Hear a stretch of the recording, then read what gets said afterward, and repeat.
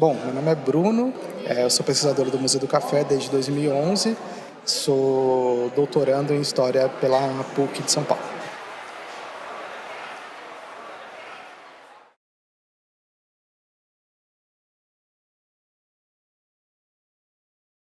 A Bolsa foi criada em 1917, numa época que a comunicação dela é meio complicada. Então, a Bolsa ela veio para evitar que se tivesse as especulações de preço. Então, ela tinha as cotações diárias para você ter uma base de preços, né? Aqui, na sala do pregão, era onde eram vendidas, colocadas em pregão, de fato, um lote de café. E no final do dia, com a média dos preços vendidos, você tinha a cotação do café. Esse prédio ele foi construído em 1920 até 22, né?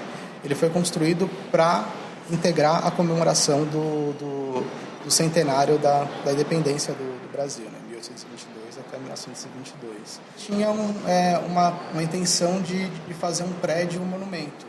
Um prédio que mostrasse de fato a opulência do café, o quanto o café trazia de riquezas. E as obras que estão expostas aqui do Benedito Calixto, tanto as obras, as pinturas, quanto o vitral, que foi feito em parceria do Benedito Calixto com a Casa Conrado, eles tem uma narrativa que coloca o paulista como no centro dessa história. Santos, em 1822, era uma vila de mais ou menos 8 mil pessoas que moravam aqui. Em 1870, não aumentou muito. 10 mil pessoas moravam aqui, mais ou menos, pelos censos que tinham na época. O café começa a chegar aqui em grande volume com a ferrovia, certo? Em 1867 começa a chegar em maior volume.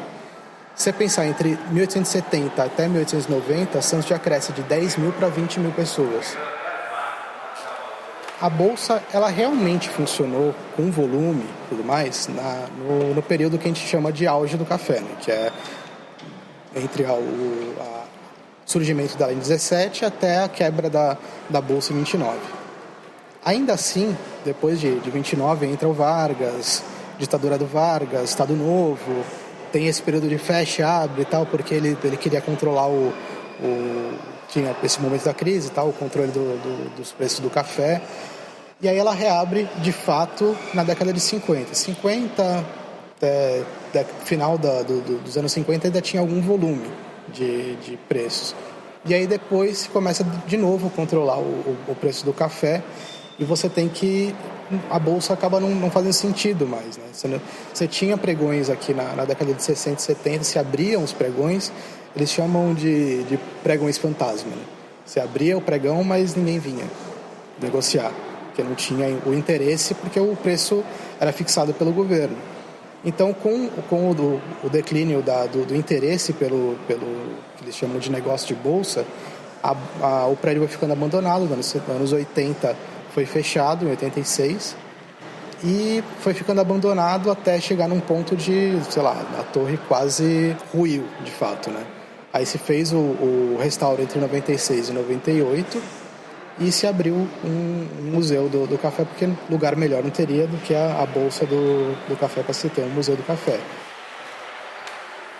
E foi uma história em 2010. E na época tinha aberto a vaga para trabalhar aqui no museu. Na época, enfim, eu tomava café, basicamente minha relação com o café era essa, né? Então acho que eu construí, de alguma forma, uma relação que eu não tinha antes com a história do café. Sem café não começa o dia.